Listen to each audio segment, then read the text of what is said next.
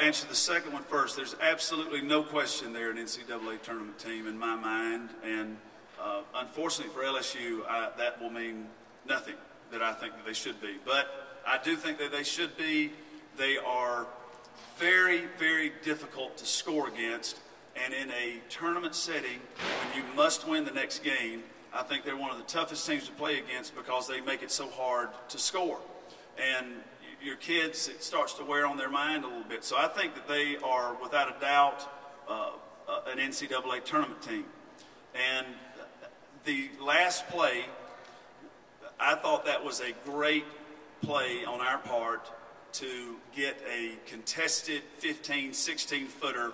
A lot of times kids are worried about fouling and you give up a layup in that situation. A lot of times people lose focus and get lost in screens, or you give up a three.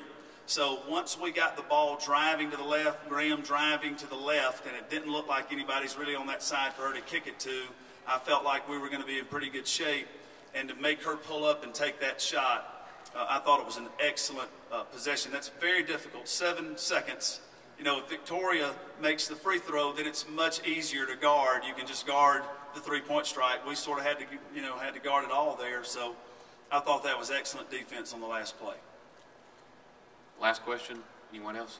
Christy. Coach, you've had a couple of situations down the second half of the SEC season where you've had really close games and your team has responded. Can you talk a little bit about that and what you've learned about your team through those games? Well, I wish we wouldn't be in those situations. I think we can play a little bit better. I think that we have a couple of kids that when we miss a couple shots early, it affects us for the entire game until it gets crunch time. And so I wish we weren't in those on one hand. I think we could do some things better not to be in that situation.